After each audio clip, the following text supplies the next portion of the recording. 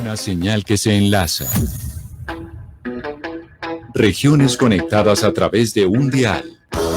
A partir de este momento, Óscar Montes, Ana Cristina Restrepo, Hugo Mario Palomar, Valeria Santos, Gonzalo Lázari, Rodrigo Pombo y Camila Zuluaga analizan y debaten el tema del día. El tema del día. Colombia está al aire. Son las 12 del día, 15 minutos. Seguimos conectados con ustedes después de las noticias del mediodía, ahora entrando en nuestro tema central, nuestro tema del día, que tiene que ver con algo que fue noticia la semana pasada, y es el fallo de la Contraloría a diferentes personas en Medellín por cuenta de Hidroituango. De hecho, hubo un gran debate alrededor de si cuando usted hace parte de una junta directiva porque no está pendiente, pues terminaría siendo responsable, como dijo la Contraloría, por los errores que se cometan dentro del proyecto. Pero Ana Cristina, se habló de Hidroituango mucho, se habló sobre todo porque dentro del fallo aparece Sergio Fajardo, que es candidato presidencial y uno de los más opcionados para llegar a la Casa de Nariño en el 2022. Pero todavía quedan muchas cosas por analizar de lo que pasó en Hidroituango. Sí, Camila, así es. Pues el fallo de la Contraloría habla de 28 imputaciones a 19 personas y 9 empresas, pero hay otros asuntos que también están dentro del proyecto, implicados dentro del proyecto de Hidroituango, que tiene que ver no solo con su posición geográfica, es decir, con elementos de geología de la tierra donde está el proyecto, también asuntos ambientales y un asunto muy importante y que se conecta, que es el cultural y humanitario. Es decir, todas estas comunidades, que son comunidades de 3 de las regiones de Antioquia, son las comunidades en el norte antioqueño, comunidades en el occidente y en el Bajo Cauca, que tienen el impacto del proyecto Hidroituango. Entonces, no es solamente, digamos, los efectos administrativos de lo que estamos hablando o de la contingencia, que es todo lo que todo el mundo habla de abril de 2018, sino también el impacto en las comunidades, en las personas. Isabel Zuleta, que es integrante del movimiento Ríos Vivos, ha sido pues una de las personas y activistas que ha venido cuestionando lo que pasó en Hidroituango y fue muy dura con la administración de Sergio Fajardo, quien fue el nombre, digamos, que más sonó por cuenta de esta decisión de la Contraloría, y nos acompaña a esta hora en Mañanas Blue. Señora Zuleta, bienvenida, gracias por estar con nosotros hablando de Hidroituango. Muchas gracias, Camila, por la invitación. Y empiezo yo preguntándole por qué razón era usted tan crítica o fue usted tan crítica con el manejo de la administración de Sergio Fajardo de Hidroituango, del proyecto. Bueno, el movimiento Ríos Vivos ha sido crítico con todas las administraciones, tanto de las alcaldías como de la gobernación de Antioquia. Nosotros, cuando empezamos a movilizarnos, estaba la gobernación de Sergio Fajardo y pues nos tocó padecer esa pésima administración y la manera como trata a las comunidades. Entonces, pues nos toca, en el papel que tenemos como organización social y comunitaria, como veeduría ambiental, pues nos tocó el manejo que le da a este tipo de situaciones una administración como la del exgobernador. Señora Zuleta, en estos días cuando Juanita Gobertus puso un trino sobre estas imputaciones de la Contraloría, usted le respondió sobre corrupción en la gobernación de Sergio Fajardo. ¿Exactamente a cuáles hechos se refiere? Bueno, cuando nosotros escuchamos de la decisión de la Contraloría, lo primero que pensamos fue que faltaban otros nombres allí. El movimiento Ríos Vivos no está de acuerdo con que se hayan excluido nombres que consideramos también son responsables de esta tragedia social, humanitaria y ecológica. Y sentimos que definitivamente no se puede hablar de una cosa distinta que no sea corrupción. Es que en este momento estamos hablando de detrimento patrimonial, estamos hablando de la pérdida del patrimonio ambiental. Uno de los primeros informes y de los más importantes de la Contraloría fue precisamente el de la delegada para hacer seguimiento al patrimonio ambiental, que hizo un seguimiento muy específico, que recorrió el territorio con nosotros, la Contraloría Delegada para los Asuntos Ambientales. Entonces, para nosotros es evidente que ya con este fallo, que ya con esta imputación, lo que estamos hablando es de una tremenda corrupción, porque no hubo ningún interés de proteger la vida de las comunidades, de proteger... Un pequeño paréntesis. Mencionó las personas que no están en el fallo. ¿Esas personas son Luis Pérez, Federico Gutiérrez y Jorge Londoño de la Cuesta o a quién se refiere? Sí, exactamente.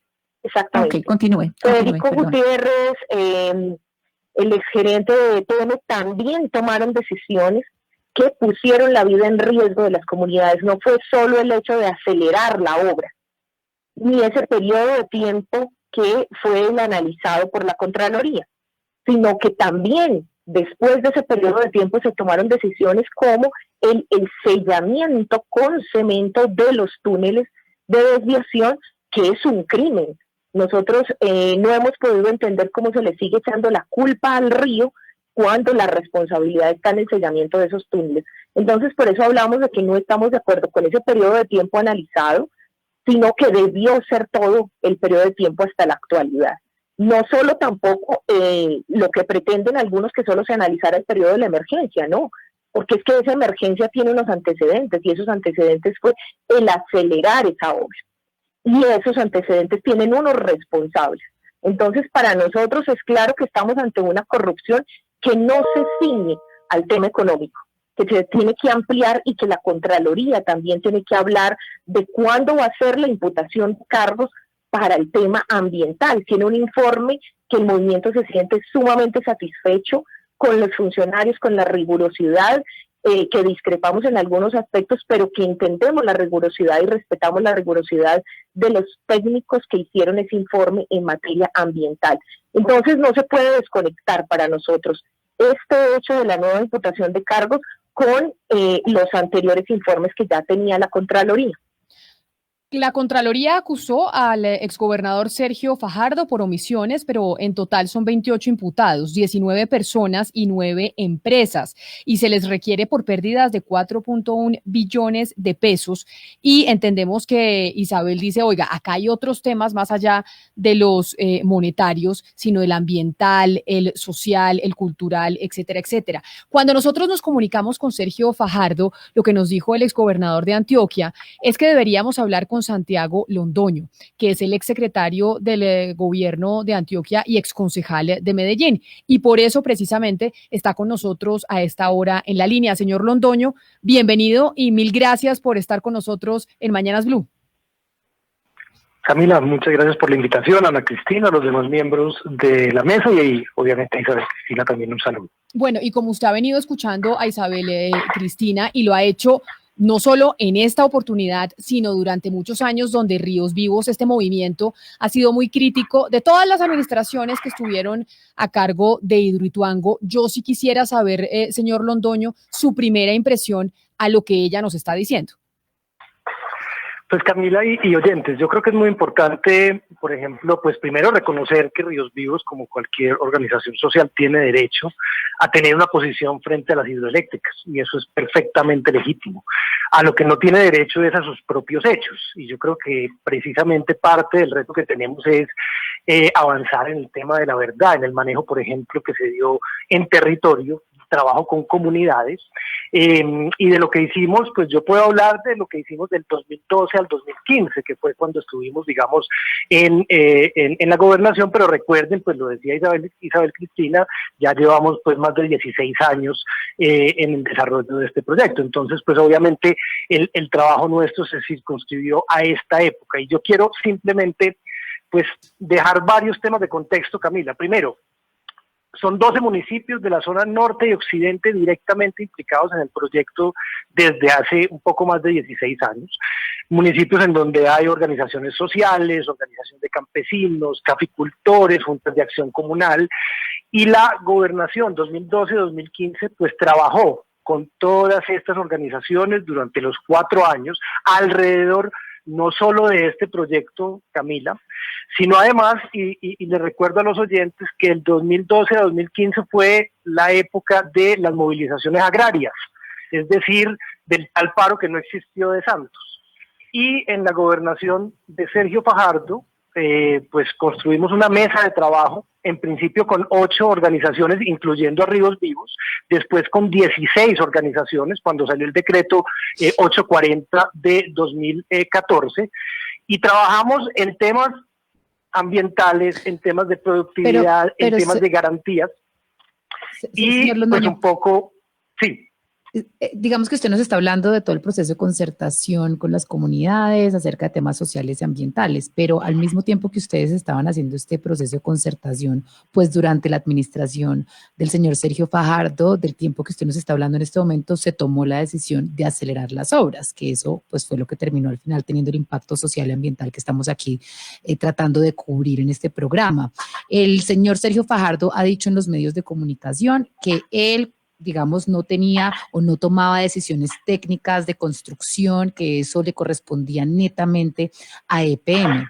Sin embargo, se han conocido algunos informes en donde se le, digamos, evidencia que al señor Sergio Fajardo se le estaba digamos, informando absolutamente de todo lo que estaba ocurriendo, no solamente en temas financieros, sino en temas técnicos. El 26 de mayo, por ejemplo, le mandaron un informe diciéndole que EPM ya estaba subsanando los retrasos que tiene hoy el proyecto con más de 8 meses en relación con lo previsto. Es decir, Sergio Fajardo estaba completamente informado de la decisión, por ejemplo, de acelerar las obras. ¿Ustedes qué tienen que decir sobre esto? Pues Valeria, pues yo directamente, digamos, no hice parte de las juntas, digamos que yo no fui uno de los delegados de Fajardo en la junta de Hidroituango. Hay otras 3 personas que están pues directamente en este momento en el proceso de la Contraloría también dando las explicaciones, pero pues un poco para resumir, digamos que el contrato BOMT, que fue el contrato, digamos, que se le asignó a empresas públicas de Medellín, dejaba claro y deja claro, y esa es parte pues de la discusión obviamente que hay que llevar y que están llevando ante la Contraloría, que todas las decisiones de carácter técnico eran tomadas exclusivamente por EPM. Obviamente había, digamos, una junta directiva de Hidroituango que tenía 2 responsabilidades grandes, que eran el tema de lo financiero general y el tema del cronograma, pero digamos de ahí no se podían tomar decisiones concretas frente a cuáles iban a ser las medidas técnicas, por ejemplo, para recuperar, porque es que cuando nosotros llegamos a la gobernación ya había un retraso en la obra anterior.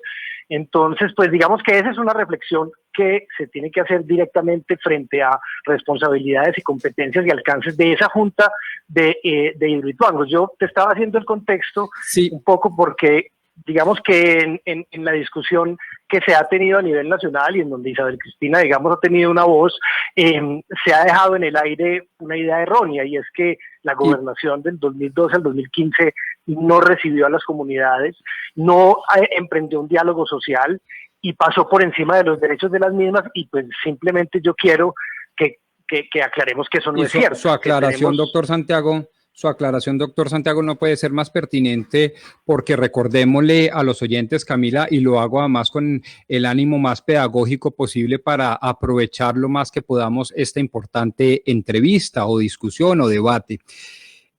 Incluso el decreto ley 403 del 2020 que desarrolló la última reforma constitucional en materia de control fiscal que promovió el actual contralor Felipe Córdoba, han determinado los factores constitucionales de responsabilidad. Es decir, señores oyentes, siempre que aparece la Contraloría General de la República es porque debe haber un detrimento fiscal, un detrimento patrimonial, que incluye, según una interpretación muy extensiva, algunos factores ambientales. Pero ese tema cultural, ancestral, y eso no es del resorte de la investigación patrimonial. Perdóneme, pero venga, le digo, no por eso no quiere decir que no se deba discutir. Es decir, no, sin duda, la Contraloría, claro, pero no en el marco del control fiscal. Tenga un fallo de control fiscal es una cosa, pero es que precisamente de Hidroituango hay otros temas que no se han tratado que también generaron una afectación. Por ejemplo, claro, el desplazamiento de comunidades es una de ellas. Entonces, claro, estamos discutiendo por cuenta de que hubo un fallo de la Contraloría, que obviamente porque la función de la Contraloría es manejar y vigilar que no se malgasten los recursos públicos de la nación. Pero eso no significa que no se deba hablar de los otros temas de Hidroituango. Claro. pero uno es un juicio de responsabilidad fiscal y el otro es un juicio político, que son totalmente distintos. Y yo quiero hacer esta distinción, ¿por qué? Porque en el marco del juicio de responsabilidad fiscal, que fue por donde entramos a esta importante entrevista, pues se requieren unos criterios y unos elementos esenciales de la misma. Por ejemplo, el dolo y la culpa grave. Y esto significa nada más ni nada menos que solo se pueden generar señalamientos, reproches de responsabilidad a aquellos sujetos, personas naturales, jurídicas, nacionales, extranjeras, etcétera, etcétera, que tengan la virtualidad de causar daño. Y lo que dice el doctor Santiago es perfectamente lógico. Evidentemente aquí no se puede ir a diestra y siniestra señalando usted es culpable porque no me dio una cita, porque me regañó, porque estamos en desacuerdo. No. Cuando hablamos de responsabilidad fiscal por más de 4 billones de pesos, Camila, estamos haciendo un juicio supremamente severo y por lo tanto tenemos que ser muy cuidadosos con el sacramento de la palabra. Y eso es lo que yo quisiera decir. Señores oyentes, separemos un juicio político que bienvenido, en donde están las comunidades, las ONGs, el tema ancestral, el tema cultural, lo que usted quiera meterle. Y otro es el juicio técnico, que es uno mucho más preciso, porque entre otras cosas puede llevar a unas medidas de embargo y puede afectar enormemente la calidad de vida de los investigados. Pero como esos son sablazos que le están echando a Isabel Zuleta, es lo que me huele tanto Santiago como el doctor Pombo, yo sí quisiera darle, Isabel, la palabra a usted sobre esto que acaban de decir. Muchas gracias, Camila. Para nosotros, la decisión de aceleración del proyecto no fue una decisión técnica, fue una decisión política. Y es una decisión que tuvo consecuencias sobre la vida de las comunidades. Es una decisión, doctor Pombo, que le quitó el alimento a la gente. La Contraloría tiene múltiples delegados y nosotros nos hemos relacionado con cada uno de sus delegados, incluso en materia de participación ciudadana, en materia de la escucha a la ciudadanía, con una delegada que también nos acompañó a recorrer el territorio. Entonces, esas competencias de la Contraloría es precisamente porque pueden y son capaces de dar esa integralidad al análisis sobre los recursos fiscales y las afectaciones que tiene la manera como se ejecutan o no, o como se están perdiendo o desperdiciando, como en esta situación, los recursos que son finalmente de la gente. Entonces, cuando nosotros afirmamos que no nos recibió, y Santiago Londoño y lo sabe perfectamente porque nosotros estuvimos ahí, cuando decimos no recibió a las comunidades, estamos diciendo no escuchó, no atendió la súplica que teníamos las comunidades del movimiento opositor, porque es que el discurso de las otras organizaciones, nosotros lo hemos padecido siempre, con la gobernación de Sergio Fajardo siempre es otro, incluso en algún momento Santiago Londoño intentó oponerse a que nos uniéramos a la minga agraria, en una articulación que teníamos con la cumbre agraria, entonces solo se podían juntar los que la gobernación dijera. Pues no, la minga y la cumbre acepta al movimiento Ríos Vivos en esa articulación y continuamos ese diálogo poco fructífero. O sea, realmente en la materia específica sobre Hidroituango no pudimos avanzar. ¿Por qué decidimos juntarnos a la minga? Precisamente porque no éramos escuchados. O sea, la solución a los problemas nunca llegó. ¿Y cuál es la característica, doctor Pombo? Es que el derecho de oposición, ese que nos ha sido negado, ese que nos ha sido negado por tantas gobernaciones, no solamente ese derecho de oposición es específico, incluso en materia ambiental.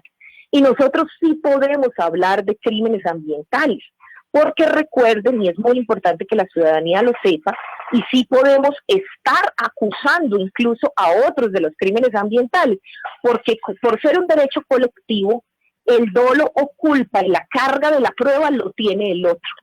Es el otro el que tiene que decirnos y demostrarnos que no fue así. Y eso nos lo enseñó la Contraloría y nos lo enseñó la Autoridad Nacional de Licencias Ambientales. Señora Zuleta, yo quisiera que nos concentráramos en un hecho, en un hecho pertinente, y se lo quiero preguntar a usted y después al doctor Londoño para que los dos respondan con base en esos hechos.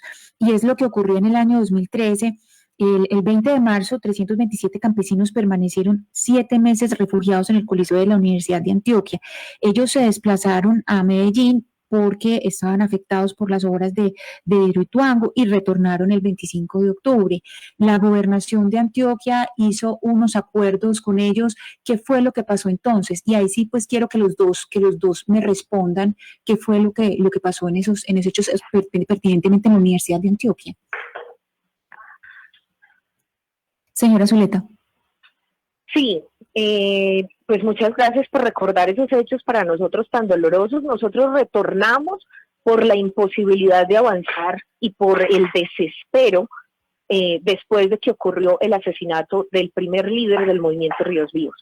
La verdad, no hubo ninguna garantía.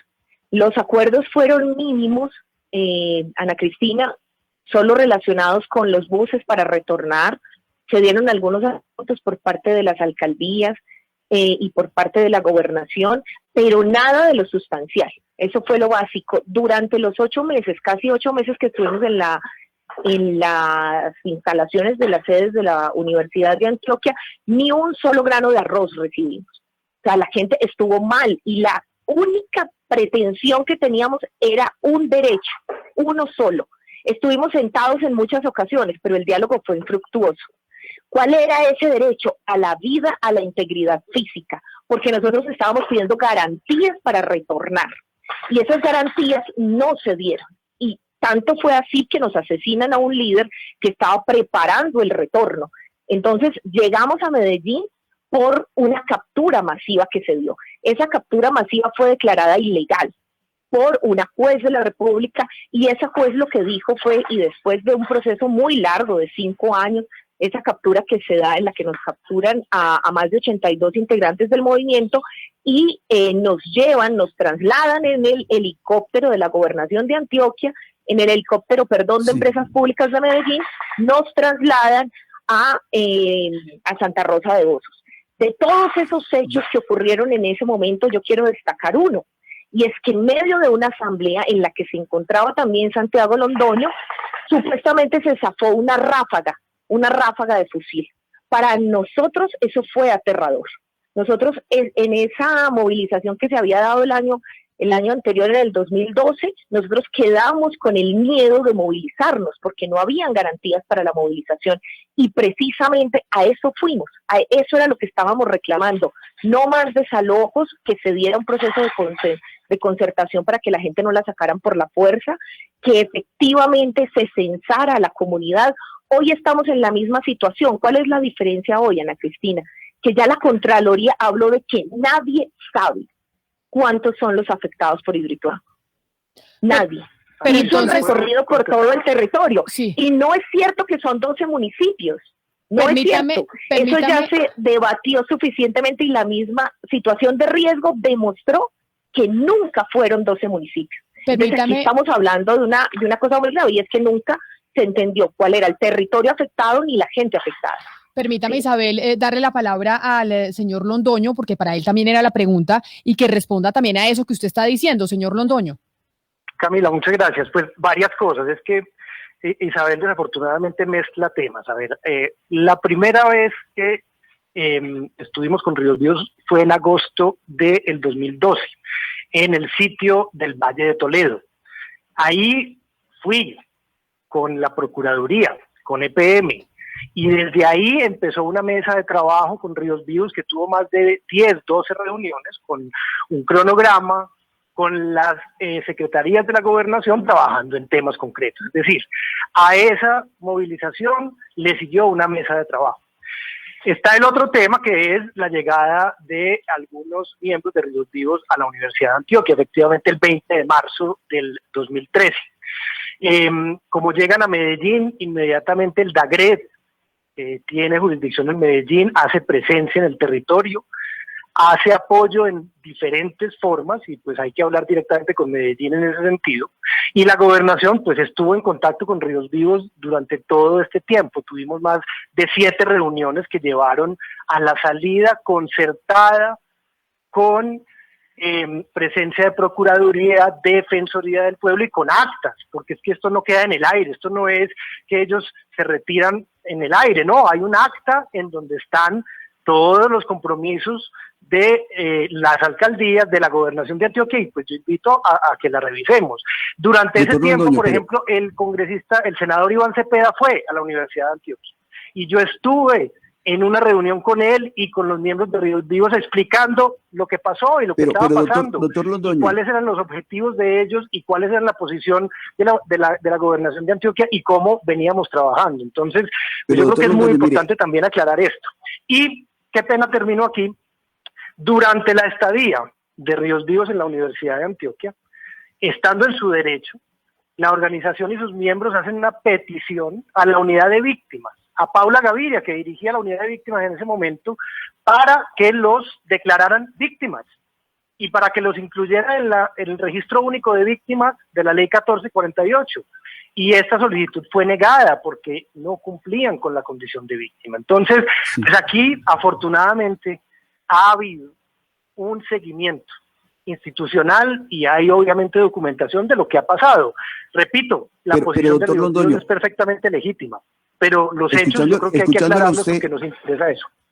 Escuchándolo a usted y después de conocer la imputación de cargos por parte de la Contraloría a la Gobernación de Antioquia, concretamente al gobernador, el exgobernador Fajardo, y escuchándolo a usted, ¿usted no cree que detrás de esto hay una decisión más, una motivación más política que técnica? Es decir, en estos momentos lo que se está viendo, ¿cree usted, le pregunto, por parte de la Contraloría son decisiones políticas con motivaciones casi que electorales, más que técnicas? Pues yo creo que eso hay que mirarlo con mucha calma y mucha profundidad. Todos sabemos que los entes de control en este país, por cómo se escogen, por quiénes escogen y por los intereses que hay en juego, tienen y juegan un rol muy complejo en el tema político electoral. Le voy a poner un ejemplo. Hace 3 años, en medio también de otra campaña, con encuestas siendo publicadas, al gobernador o exgobernador en ese momento, Fajardo, y a mí, la Contraloría de Antioquia nos embargó unos bienes por un presunto detrimento patrimonial en la construcción de estaciones de policía. Pues ese Contralor de Antioquia hoy está subyúdice, está destituido, porque se probó que tenía montada en la Contraloría una organización criminal. Y obviamente el proceso fue declarado nulo. Entonces, pues hay antecedentes. Yo no me he leído, y aclaro, no me he leído, creo que son más de 1000 páginas de esta imputación. Entonces, pues sería ligero de mi parte salir a hacer un señalamiento, pero lo dejo con otro dato. El actual Contralor, cuando era Auditor General de la Nación, Felipe Córdoba, yendo más allá de sus funciones, sacó un informe mentiroso, que se probó además y que varios medios probaron que era mentira, diciendo que el gobernador Fajardo había gastado 200.000 millones de pesos en publicidad. Eso no le tocaba a él, pero lo hizo en medio de una campaña. Obviamente después se demostró que esa plata era de la fábrica de licores de Antioquia para vender licores, que son los ingresos de la gobernación, que ahí estaban incluidos los gastos de publicidad de los municipios de Antioquia, que no responden al gobernador, sino que tienen un alcalde que es el que ordena el gasto. Entonces, pues yo creo que hay que mirar con calma, pero estoy absolutamente seguro pues que las personas que yo conozco, que están ahí en ese proceso, van a hacer una defensa técnica y jurídica, como decía Rodrigo, de lo que sucedió y de las decisiones que se tomaron.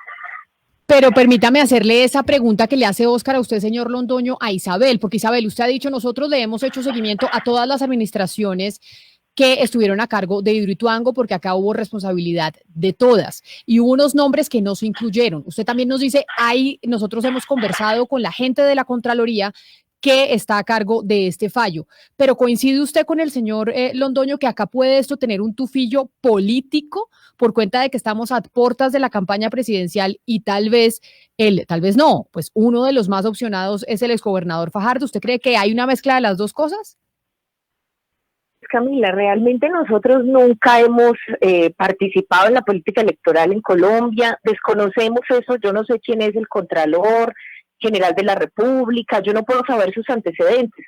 Lo que sí es muy mal mensaje es lo que está diciendo precisamente Santiago Londoño. Es muy mal mensaje para el país, porque hay que recordar que nosotros, Cuando no tuvimos respuesta y otras veedurías, pedimos que se trasladara para Bogotá. Nosotros no hemos obtenido justicia en Antioquia. Y no solo en materia de lo que hacen los organismos de control, porque ahorita Santiago sí decía, bueno, es que el garante que estuvo ahí, yo fui con la Procuraduría, yo fui con la Defensoría, pero después dice, todos sabemos cómo se eligen esos entes de control. Entonces, cuando son para una cosa sí y para otra no, yo creo que ese no es el punto. Nosotros, por ahora, acudimos ante los entes de control que tenemos como ciudadanos. Y creo que el mensaje no puede ser de ningún actor político, no se acuda ante los entes de control por la manera como se eligen. Y si no, ¿con qué nos quedamos, Camila? Nosotros somos una veeduría ciudadana que acudimos al ente que correspondía y pedimos que, como no había justicia aquí en Antioquia, por favor se llevaran ese proceso para el orden nacional, sin saber quién está en el orden nacional, sabiendo quién los elige, pero es que no tenemos opción. Realmente los ciudadanos en Colombia no tenemos esa opción. Y quiero que volvamos al punto, o sea, realmente quién decidió y cómo se decide y cuáles son las implicaciones de haber acelerado ese proyecto hidroeléctrico, porque aquí el problema es ético. Para nosotros siempre ha sido ético. Cómo se juega con la vida de las comunidades, cómo se le quita el pan de la boca a las comunidades y cómo están hoy las comunidades. Entonces, en ese sentido, yo sí creo que el informe es muy importante. Una cosa es que no haya incluido unos, pero eso no tiene nada que ver con que los que están tienen mucha responsabilidad de la tragedia que hoy se está viviendo. Pero señora Zuleta, es que usted aquí me ha hablado de diferentes, digamos, temas. Usted empezó la entrevista diciendo que acá hubo corrupción y que estamos ante un posible delito. Y después está hablando de unos temas éticos y estamos hablando de unos temas fiscales. Yo quiero preguntarles a ustedes desde Ríos Vivos si para ustedes en realidad acá estamos dentro de un tema de corrupción, un tema penal. ¿Ustedes quisieran ver a estas personas en la cárcel, detrás de las rejas? ¿A usted le parece que hubo aquí unos delitos que se pudieron, digamos, tipificar alrededor de Hidroituango? Claro que sí, y por eso también acudimos al ente que nos correspondía. Nosotros hicimos las denuncias penales también. Acudimos a todos los entes que nos da la justicia y también sabemos quién elige al fiscal general de la nación.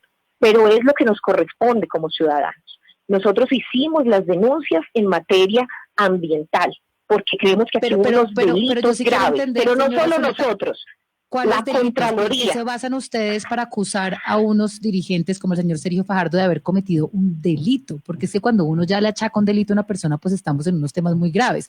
Siempre se ha hablado de culpa, de pronto de negligencia, de pronto de culpa grave, pero cuando usted acá le mete un delito, pues digamos que sí hay que mostrar las pruebas. ¿Ustedes por qué dicen que acá hubo un delito? Bueno, nosotros acudimos ante la Fiscalía en el año 2016, 2017 más o menos, cuando empezamos a ver el gravísimo deterioro del ambiente. Y empezamos a hablar de los delitos ambientales, los que están tipificados en nuestro Código Nacional. Entonces, cuando el acompañamiento jurídico que nos hacen nos dicen, realmente es muy difícil este proceso, nosotros dijimos, tenemos que hacerlo. Nosotros tenemos que decirle al país lo que está pasando. Nosotros sí consideramos que aquí hay un delito grave, porque no puede ser que se destruya el ecosistema de esta manera y que supuestamente esto sea legal. Ese proceso en este momento salió con las medidas cautelares. Nosotros tenemos unas medidas cautelares para las víctimas de Hidroituango en el marco del proceso penal. La misma Fiscalía decidió juntar nuestra denuncia penal en contra de EPM, de la Gobernación de Antioquia, de la ANLA, de la gobernación de esa época y de la que le siguió, de todos esos entes, y la Fiscalía era la que tenía que decidir pues quiénes eran los responsables de esta situación en materia de la investigación que se estaba adelantando. Pero fue la propia Fiscalía la que decidió juntarla con la denuncia penal por fraude procesal. Y ese proceso en este momento, el día viernes próximo, es el juez 75 penal con funciones de control de garantías el que va a decidir si las medidas fueron cumplidas o no.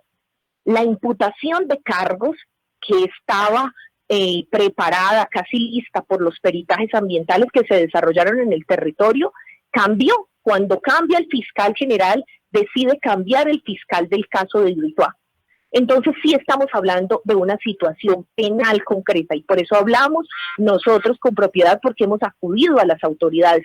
Pero en relación a este hecho puntual, nosotros queremos recordar que fue la Contraloría la que le dio traslado a la Fiscalía. Después del proceso que adelantó en ese informe tan importante en materia ambiental para varias situaciones, incluidos estos temas técnicos de aceleración de la obra, dio traslado a la Fiscalía. Entonces nosotros estamos esperando que se avancen esas investigaciones, pero la Contraloría ya dio ese traslado y estamos a más de 2 años de que se haya dado ese traslado. Pues entonces son muchas cosas las que quedan pendientes todavía del caso Hidroituango, porque si bien el doctor Pombo hablaba estamos hablando de un fallo de la Contraloría que tiene que ver con recursos, pues acá hay otros asuntos que, como dice la señora Zuleta, se tienen que seguir tratando. Yo no sé si usted quiere agregar algo más, señor Londoño, antes de irnos. No, Camila, yo creo que es muy importante que la gente, digamos, tenga claro que alrededor de este tema de Hidroituango, y yo hablo por lo que, digamos, directamente viví en el territorio, ha habido seguimiento y acompañamiento de diferentes instituciones y ha habido sentencias judiciales, decisiones judiciales, y puede tener tranquilidad la gente que hay y hubo seguimiento y hubo seriedad. Ahora, hay diferencias en conceptos, sin duda alguna. Y yo creo que eso es importante, que la gente entienda que aquí en este país podemos tener visiones diametralmente opuestas, como la de Ríos Vivos, que no quiere las hidroeléctricas y tienen todo el derecho a hacerlo, o otras personas que consideran que hacen parte de energías renovables importantes, pero que tenemos que ponernos de acuerdo, por lo menos en los hechos. Y esos hechos nos dan para sustentar posiciones. Yo creo que eso es absolutamente fundamental. Y lo último es que precisamente procesos como el que está hablando Isabel, pues son procesos penales que son individuales. Entonces es muy importante decir quiénes son los que serán imputados o quiénes están siendo investigados, para no dejar en el aire, porque no, hay un proceso penal. Entonces, ¿un proceso penal contra quién? ¿Contra 28? Claro. ¿Contra una empresa? Yo creo que el punto es fundamentalmente ese, y pues agradezco, Camila, la invitación y esta oportunidad. Señor Londoño, exsecretario de Gobierno de Antioquia y exconcejal de Medellín, gracias por estar con nosotros. Muchísimas gracias y una feliz tarde a todos los oyentes y a ti. Y tal vez esa última pregunta para usted, señora Zuleta, lo que decía el señor Londoño. ¿Quiénes son, para no dejar en el aire las investigaciones penales que hay supuestamente en torno a ciertos responsables del tema de Hidroituango? Bueno, para nosotros es que esa es la diferencia entre la posición de la ciudadanía y otras posiciones. Nosotros denunciamos penalmente. La Contraloría dio traslado por posibles delitos penales, pero nosotros no somos quien va a buscar al responsable. A ustedes hacen la denuncia penal, pero no quiere decir todavía que haya un fallo en contra de alguno de los responsables de Hidroituango. Y la pregunta es... Esperamos que eso sea así, Camila. O sea, nosotros estamos esperando que la justicia avance. Nosotros denunciamos y la denuncia que a la gobernación, nosotros denunciamos a la gobernación, denunciamos a EPM y denunciamos a la ANLA. La ANLA denunció a EPM. La Contraloría trasladó por todas estas situaciones, y les pido a la ciudadanía que revisen ese informe, lo tenemos en nuestra página web. Ahí está, situación por situación y el traslado que se da de la situación. ¿Qué es lo que se tiene que hacer? Mirar en qué momento ocurrió para saber cuál es el responsable. Pero ojo, ahí es donde nosotros llamamos la atención. Nosotros lo que estamos diciendo es que necesitamos justicia, es que el papel de Sergio Fajardo era protegernos a nosotros. Ese era su papel, proteger a la comunidad, y no lo hizo. No puede delegarse en otro. ¿Y eso cómo fue que no lo hizo? Pues precisamente la realidad concreta es lo que está demostrando que no se hizo eso, porque si no, no hubiese tanta gente sufriendo. Pues es Isabel Zuleta, integrante del movimiento Ríos Vivos. Mil gracias por haber estado hoy con nosotros hablando pues de esos otros aspectos que no se han tocado y no se han discutido sobre el caso Hidroituango. Muchas gracias a ustedes. Un canal de comunicación directa. En Mañanas Blue, cuando Colombia está al aire, opinan y preguntan los oyentes. Y sobre esta interesante charla y discusión, Gonzalo, ¿qué han dicho los oyentes que se comunican con nosotros en las diferentes plataformas digitales y también a través del 301-764-4108? ¿Cuál fue la sensación que quedó de estas dos posturas, tanto la de Isabel como la del exsecretario Santiago Londoño? Pues Camila, mucha resignación. Aquí le traigo algunos mensajes que nos están llegando, como usted bien decía. Henry nos escribe: buenos días, Camila. Hidroituango está construida sobre miles de muertos y masacres y solo es el señor Uribe y el GEA lo que lo saben en este caso. José nos dice: las irregularidades de Hidroituango quedarán archivadas porque los órganos de control están comprometidos con los protagonistas. Ricardo nos escribe: ¿quién va a responder por los daños ambientales generados por Hidroituango, afectando directamente a las comunidades? Por otro lado, Harley también nos manda un mensaje que dice lo siguiente: como todo en Colombia lo politizan, pues lo de Hidroituango está de moda para limpiarle la imagen al uribista solapado que es Fajardo. Isabela nos escribe: ahora nadie sale a responder, ahora nadie hizo absolutamente nada. Ese es el problema de Colombia. Mire lo del túnel de la línea, ¿cómo es posible que después de entregar una obra lo hayan tenido que parar por arreglo? Ahí estaban opinando los oyentes. Gracias por contactarse con nosotros, por darnos su opinión. Nosotros vamos a hacer una pausa y ya llegan nuestros compañeros de Meridiano Blue con mucha información. Ya saben que nos encontramos aquí en Mañanas Blue cuando Colombia está al aire a las 10:30 de la mañana.